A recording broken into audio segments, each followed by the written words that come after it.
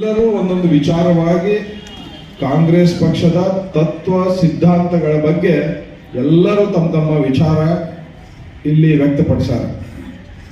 ನಾನಂತರೂ ಹೆಚ್ಚಿಗೆ ಮಾತಾಡಕ್ ಹೋಗಂಗಿಲ್ಲ.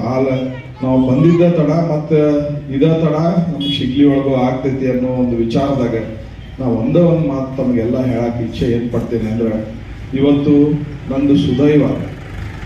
ಮೊನ್ನೆ ನಾನು ಶಿರಟ್ಟಿ ತಾಲೂಕೊಳಗೆ ಏನು ಮುಂಡೂರ್ಗಿಯಿಂದ ನಾವು ಅಂದ್ರೆ ಶಿರಟ್ಟಿ ವಿಧಾನಸಭಾ ಕ್ಷೇತ್ರದೊಳಗೆ ಮುಂಡೂರ್ಗಿಯಿಂದ ಏನು ನಾವು ಪ್ರಚಾರ ಸ್ಟಾರ್ಟ್ ಮಾಡಿದೇವಲ್ಲ, ಅವಾಗಿಂದ ಏನೋ ಒಂದು ಸಂಚಲನ, ಎಷ್ಟೋ ಒಂದು ಹುರುಪು ಹಾಗೂ ನಮಗೆಲ್ಲರಿಗೂ ಒಂದು ಶಕ್ತಿದಾಯಕವಾಗಿ ಎಲ್ಲ ಮತದಾರರು ನನ್ನ ಮನೆಯ ಮಗ ಅಂತ ಏನು ನೀವೆಲ್ಲ ಹಾರೈಸ್ತಿದ್ದೀರಲ್ಲ, ನಿಜವಾಗ್ಲೂ ನನಗಿದು ಬಹಳ ಖುಷಿ ಅನಿಸ್ತೈತಿ.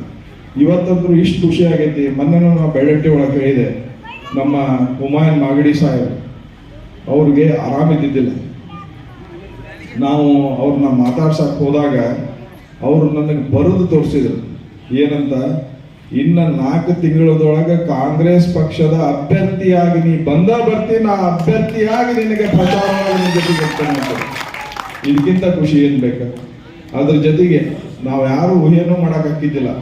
ಇವತ್ತು ನಮ್ಮ ರಾಮಣ್ಣ ಲಮಾಣಿ ಸಾಹೇಬ್, ನಮ್ಮ ನಿಮ್ಮೆಲ್ಲರ ನೆಚ್ಚಿನ ದೊಡ್ಡಮನಿ ಸಾಹೇಬ್, ಸುಜಾತಕ್ಕ ದೊಡ್ಡಮನಿಯವರು ಒಂದೇ ವೇದಿಕೆ ಮೇಲೆ ಬರ್ತಿದ್ರು ಅಂತ ಊಹೆ ಮಾಡಕ್ಕಿತ್ತ?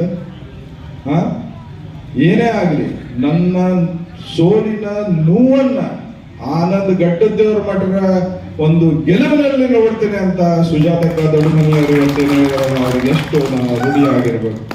ಅದೇ ರೀತಿ ನಮ್ಮ ರಾಮಕೃಷ್ಣ ದೊಡ್ಡಮನಿಯವರಿಗೆ ಎಷ್ಟೋ ಒತ್ತಡ ಇದ್ರೂ ಸಹಿತ ತಮ್ಮ ಸ್ವಾಭಿಮಾನಕ್ಕೆ ಹಾಗೂ ತತ್ವ ಸಿದ್ಧಾಂತಕ್ಕೆ ನಮ್ಮ ಶಿರಟ್ಟಿಯ ಮಗ ಇವತ್ತು ಚುನಾವಣೆಗೆ ನಿಂತಾನ.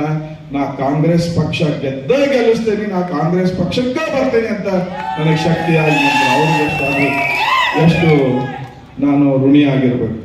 ಅದ್ರ ಜೊತೆಗೆ ನಮ್ಮ ರಾಮಣ್ಣ ಲಮಾಣಿಯವರು ಇವತ್ತು ಅವ್ರದೇ ಆದ ಒಂದು ಶಕ್ತಿ, ಅವ್ರದೇ ಆದ ಒಂದು ಪ್ರಭಾವ, 10 ವರ್ಷ ಇಲ್ಲಿ ಕೆಲಸ ಮಾಡ್ಯಾರ.